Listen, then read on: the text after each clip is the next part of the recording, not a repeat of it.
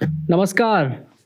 उत्तर प्रदेश की बड़ी खबर जो मायावती जी के यहाँ से है, वैसे ये कल की खबर है लेकिन आज कुछ चीज़ें आपके साथ डिस्कस करेंगे।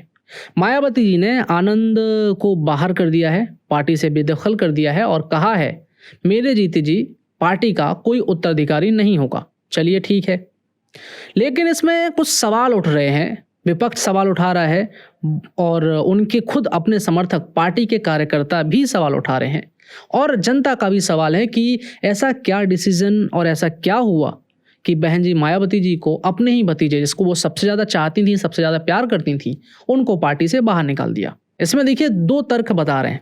पहली तर्क है कि चंद्रशेखर आज़ाद, भीम आज़ाद पार्टी के प्रमुख की करीबियां मायावती जी के साथ बढ़ रही हैं।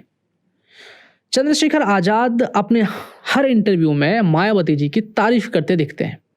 वो मायावती जी को बहुत बड़ी नेत्री बताते हैं, कहते हैं हमारी माननीय हैं, हमारी पूर्वज हैं, हम उनका सम्मान करते हैं। हमेशा आप जब भी उनके साथ किसी पॉडकास्ट में, किसी भी इंटरव्यू में पूछा जाए तो वो मायावती जी की बड़ाई करते हुए थकते नहीं हैं। जबकि मायावती जी की तरफ से चंद्रशेखर आज़ाद को कोई रिस्पॉन्स नहीं आता, जबकि मायावती जी चंद्रशेखर आज़ाद के निर्णयों का भी जो है विरोध करती आई हैं और वो कहती हैं कि ये जो पार्टी है भीम आज़ाद पार्टी की, वो चंद्रशेखर आज़ाद उसको सही तरीके से नहीं चला रहे हैं या वह दलितों की पार्टी नहीं है, वो दलितों के लिए काम नहीं करते। वहीं आप चंद्रशेखर आज़ाद को देखते ही रहते हैं। दूसरा इसमें तर्क ये लगाई जा रही है कि क्या अब बीएसपी भारतीय जनता पार्टी में शामिल हो जाएगी और भारतीय जनता पार्टी में मर्ज हो जाएगी, क्योंकि आनंद ये चाहते थे कि पार्टी को वो आगे बढ़ाएं और दलितों की आवाज़ उठाएं।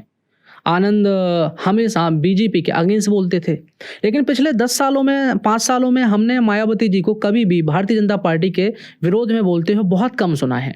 बहुत कम वो आंदोलन करती हैं, बहुत कम वो दलितों की आवाज़ उठाती हैं। वो बहन मायावती जी, जब एक ज़माना था कि उनकी एक आवाज़ से, एक चीख से पूरे भारत के जो दलित समाज है वो मायावती जी के साथ हो जाया करता था। कितनी भी यहाँ नाटकबाजी क्यों ना करते रहें, चाहे कांग्रेस पार्टी के लोग यहाँ कितनी भी रथ यात्रा निकाल लें, चाहे कितनी भी पद यात्रा कर लें, तो भी उत्तर प्रदेश की जनता कांग्रेस पार्टी को जल्दी से स्वीकार करने वाली नहीं है।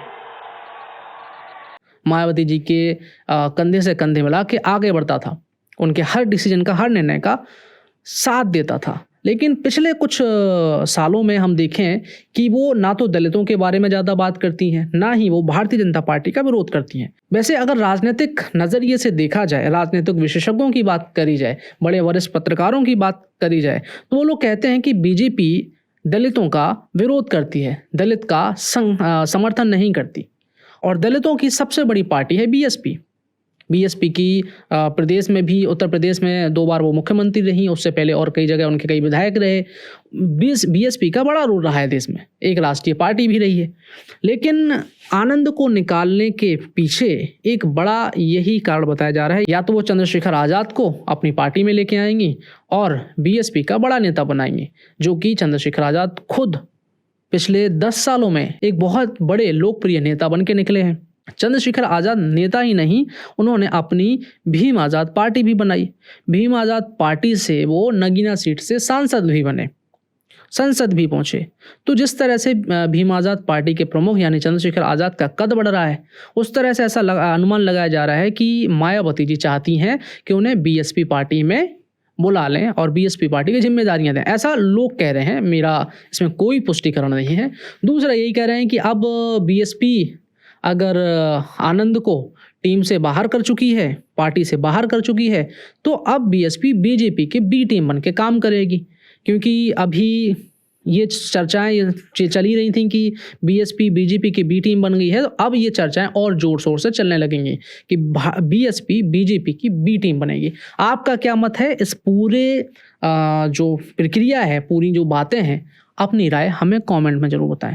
ये थी मेरी प्रतिक्रिया इस पूरी घटना को लेके। अब आप हमें हर अपनी मन की बात कमेंट में बता सकते हैं और अगला वीडियो किस टॉपिक पे लेके आए ये भी बता सकते हैं। साथ ही अगर आप चाहते हैं कि हम मायावती जी का राजनीतिक कैरियर एक्सप्लोर करें आपके साथ, तो आप ये भी बता सकते हैं।